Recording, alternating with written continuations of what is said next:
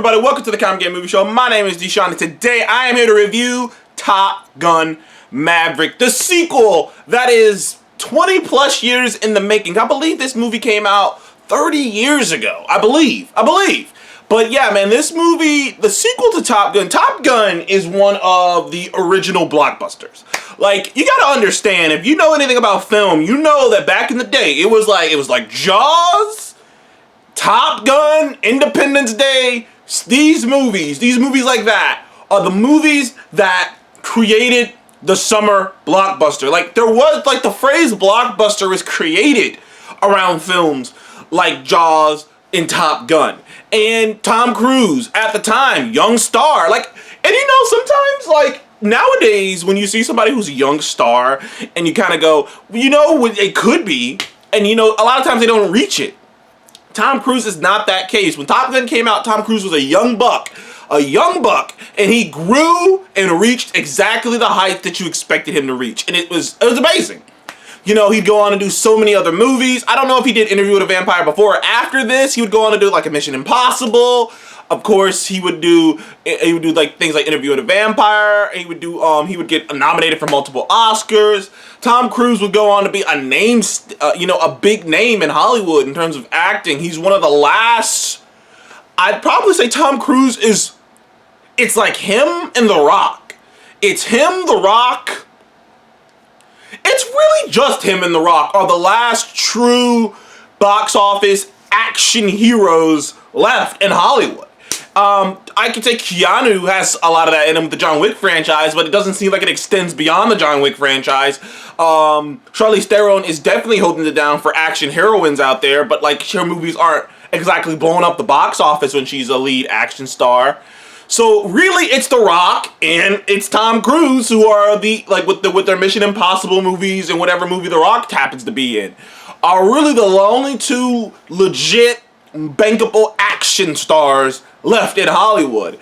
And Tom Cruise is doing a fantastic job with the Mission Impossible franchise. He's completely revamped that ever since he's took over as pretty much a producer on it since like Ghost Protocol. He has revamped that franchise. I mean, the last one was awesome, and I'm sure that the next two-parter one that's coming up is going to be awesome as well. But Top Gun Maverick is a movie that even when it was announced, a lot of people, including myself, had very little anticipation for. I enjoyed the first Top Gun. I did. I enjoyed the first Top Gun. I don't hold it to as high renowned as other people do. You know what I mean? Like, I don't think of it in the same vein as I think of certain classics. Like Top Gun is a classic, but I don't think of it in the same vein as like Back to the Future or The Godfather. I don't even think of it in the same vein as the movie I just mentioned, Jaws.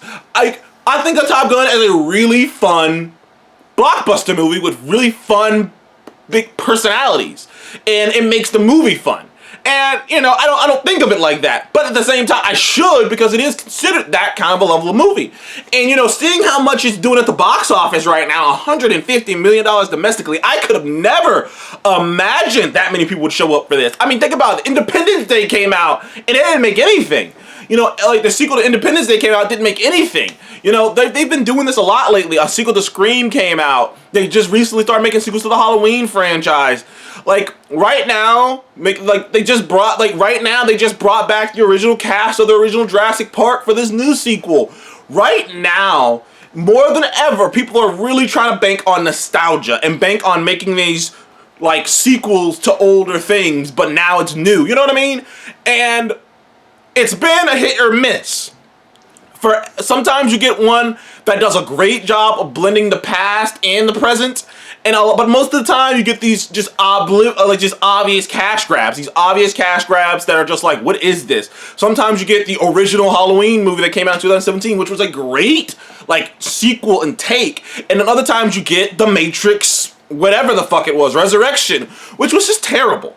And you know, when you hear, like, you fear that it's gonna be that. I went on this whole tangent because I have to say, Top Gun, if it's not the best example of it, it is definitely up there of how you do a sequel to a beloved franchise, how you follow it up while paying respect to the past and pushing the future and telling an actual story, a narrative, putting more focus on the story. Now, granted, I have seen a lot of things people say calling it a masterpiece, the best film of the year. I don't know about all that, but it's definitely one of the best films of the year. And from a technical standpoint, it may be the best technical movie of the year because visually, it is a stunning movie. It is visually stunning. Everything to do with the jets, all the planes, all the jets, all that shit is amazing. And you know, it makes it even more amazing because you know that Tom Cruise is flying these things. And you know that even if some of these characters aren't flying these things, you know that they're in the actual cockpit being flown. But you know, like they do it where they kind of cut it, like they cut it in a certain angle so that you can't really, so that it looks like they're flying it, but you know there's somebody probably in front of them. Like, you know, you've seen behind the scenes stuff on this. But it's still like, it's amazing because you know it's real.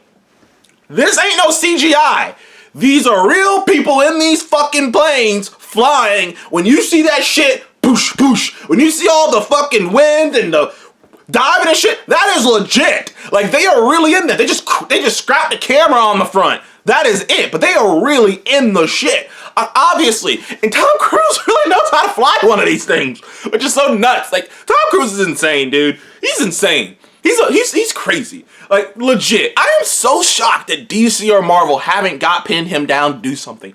He's such a passionate dude. You know he'll give all out to whatever he chooses to do. The Mission Impossible franchise is winding down, and by the time this movie wraps up, it doesn't really feel like it's setting up for a sequel at all. It just kind of feels like it was a nice little button, honestly. I mean, they could make considering how much money it's gonna make, it's probably gonna make somewhere like $700 million, maybe. 600, 700, but if it even makes $600 million, that's much past breaking even. I think the break-even point for this film is like, what, 300? Something like that, 300, maybe 400, but it's gonna definitely make profit. This film's looking to make at least $200 million worth of profit. So this is gonna be a successful movie. So I don't know, maybe they'll make a sequel to it, maybe they won't, but the Mission Impossible franchise is winding down. I don't know what Tom Cruise is doing, but he is amazing as always in this movie. Tom Cruise is just, he's a great actor. Miles Teller is also fun in this. John Hamm is reasonably annoying. There is a very beautiful, I mean, I'd probably just have to call it a cameo by God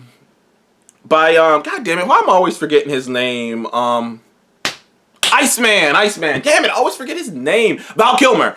There's a beautiful cameo by Val Kilmer playing Iceman, you know, back in the day.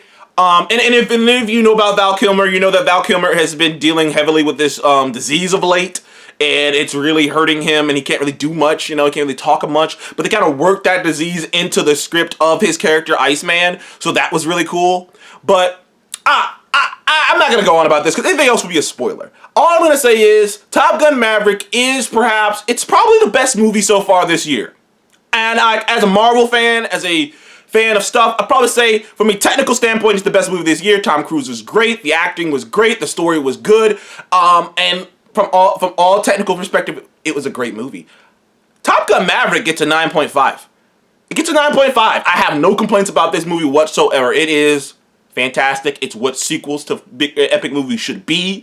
And Hollywood should take an example from this movie. That is how you do sequels to older films. Anyways, thank you guys for joining the Comic Game Movie Show. Please like, subscribe, and I will see you guys on the next one. Comment below. Have you seen Top Gun Maverick? Comment below. What are your thoughts on it? And do you want a sequel? Or do you think they could just leave it here? Comment below again. Thank you guys for joining the Comic Game Movie Show. I'll see you on the next one.